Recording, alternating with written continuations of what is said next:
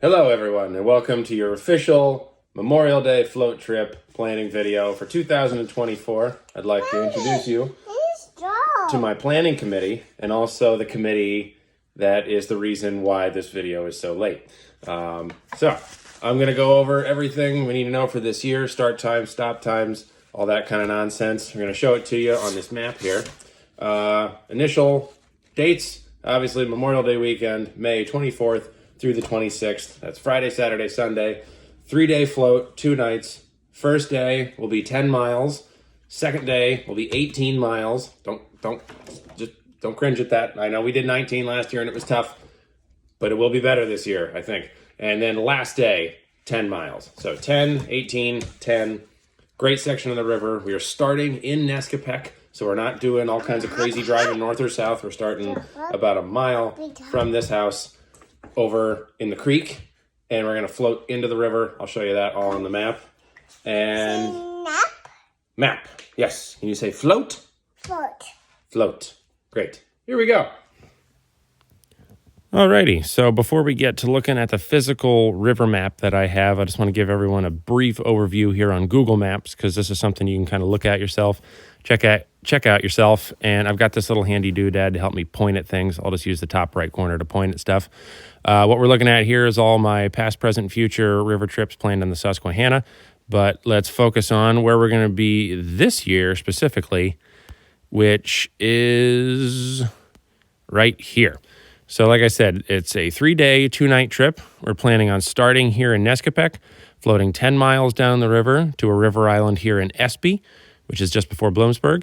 And then we're going to camp there for the night. Day number 2, we're going to start here on the island, float down this 18-mile stretch of the river, all the way down past Danville to a river island right here, which is technically in the town of Riverside.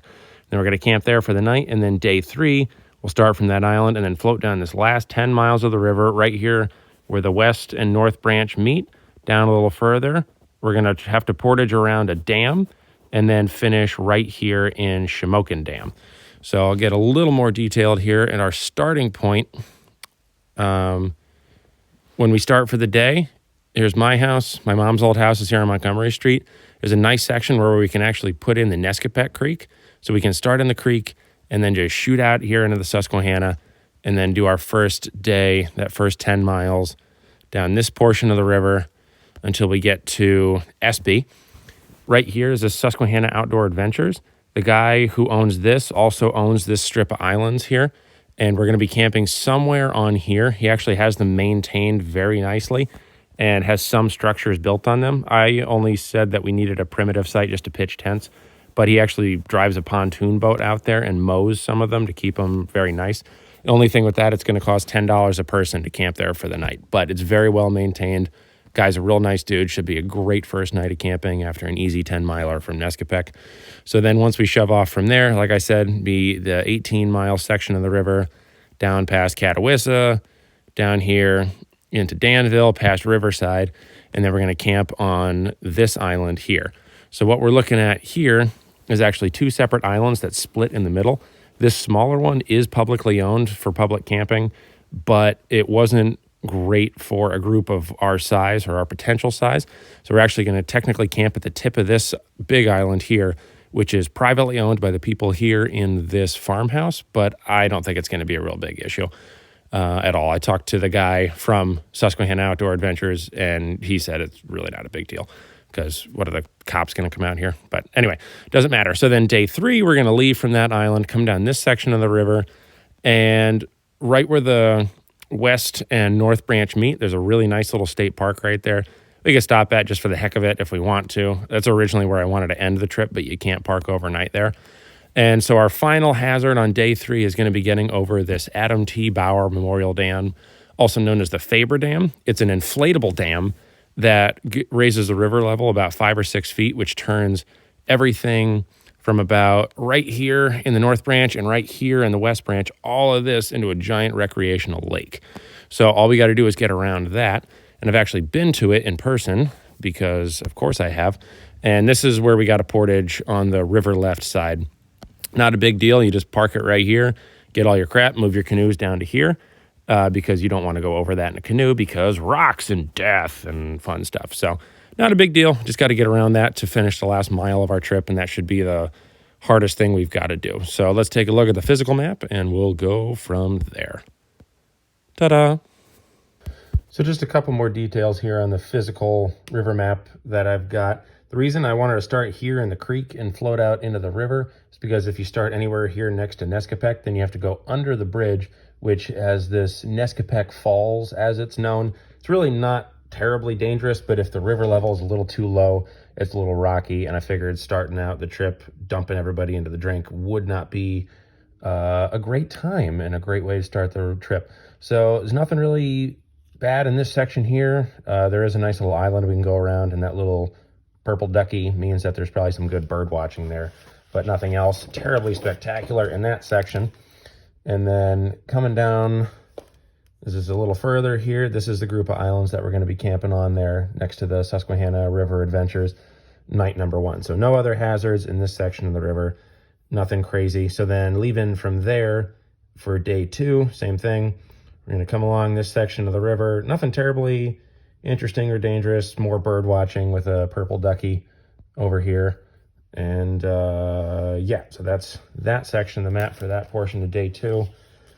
Then coming down next to, oh yeah, right there is Catawissa Creek again. Coming down this section here, past Danville. No major hazards, nothing to kill us. Just a couple random islands, more bird watching, stuff to see.